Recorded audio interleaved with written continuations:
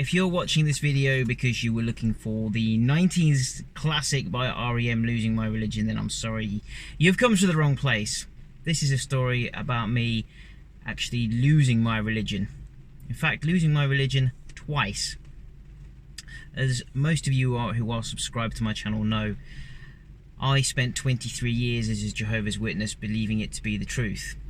Or at least I thought that I believed that it was the truth.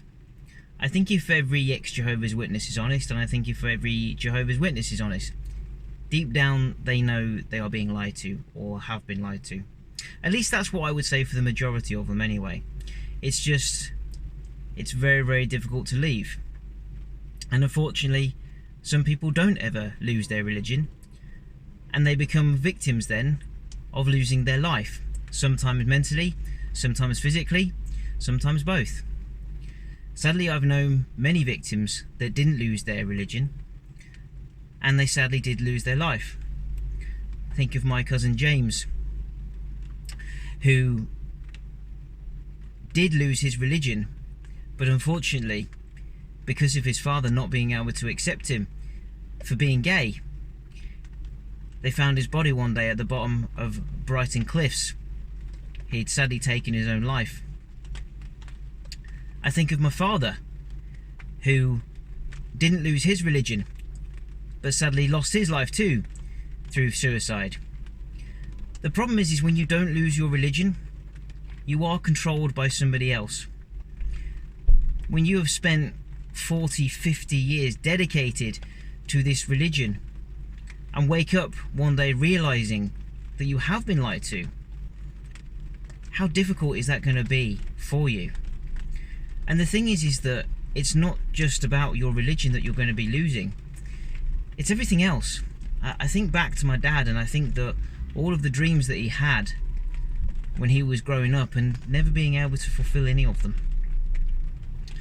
I think my dad got into a relationship that he never really wanted, married a partner that he didn't really deep down actually feel as though was right for him. He got a job working at British Telecom and was there for his whole life, ever since he left school to the day that he retired. And I think it was one of these things where he just woke up one day and then realised that actually he'd never actually fulfilled any of his goals, fulfilled any of his dreams. But not only that, he'd never even attempted to chase them. One of my dad's best friends, he used to provide Tesco's with all of their fruit and veg, and made his millions before becoming a Jehovah's Witness.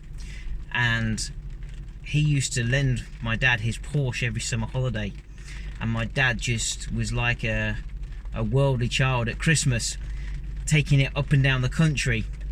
He absolutely loved this Porsche, and I think deep down he wanted one, but he'd never admit it. I don't know if it's just that he could never afford one, or just that my mum would never allow him to have one. I suspect probably a bit of both. So, when you do manage to lose your religion, this is just my own personal opinion, but I think that you are presented with different doors to go to. You can go through the door of sex, drugs and rock and roll, and blimey, I know a lot of people who certainly did that. You've got another door of education and being able to get the education that you always wanted but was never allowed because your religion suppressed it. You could jump into a career or start a business. Or you can do what I did, which is go in door number 4, going into a different religion.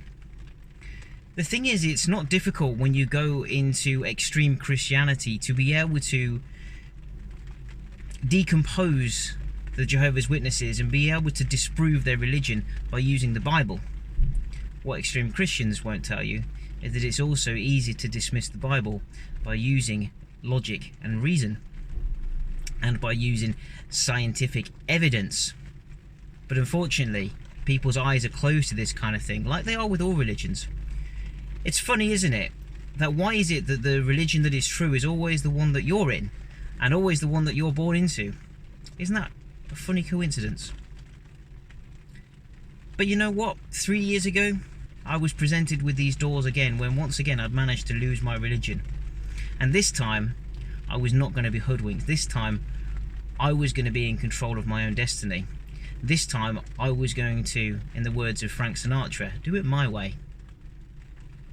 So I started a business, because that's what I always wanted to do. I always wanted to be able to do something where nobody could hold me back. And the beauty of being able to start your own company is the only person that can hold you back is you. And because of that, I realised that actually I really could achieve something.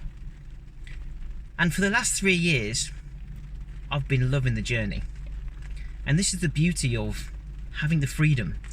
It's not just enjoying where it is that you're going, it's enjoying the journey that you're on too. So my company, Rocket Railways, was born 3 years ago. Yes, indeed, it is a model railway company. Who would have thought that you could turn this little hobby into a business? And yes, it's going okay. I'm really happy with the progress that we've made over 3 years, but it's not about whether or not this is going to make me millions. It's about enjoying the ride. It's about enjoying what it is that you're doing. It's about waking up every day and feeling the excitement of, yes, another day of life, not another day where I've got to go to meetings, or another day where I've got to go and do a job that I hate because somebody else is dictating to me that this is what I'm allowed to do for my career. So this is it. This is now me. This is me following my dreams. This is me following what it is that I want to do in life now, not being dictated to by somebody else or by something else. So what I would say to you is that if you still haven't lost your religion, be prepared, because if you do not lose your religion, you may well lose something else that you really care about. You know, my dad, as I said earlier, he always wanted a Porsche. And, well, what can I say? Dad, this one's for you. I'm gutted I'll never be able to show him. But hopefully now, losing my religion, I can have everything that I ever wanted. And so can you. Take care. See you soon.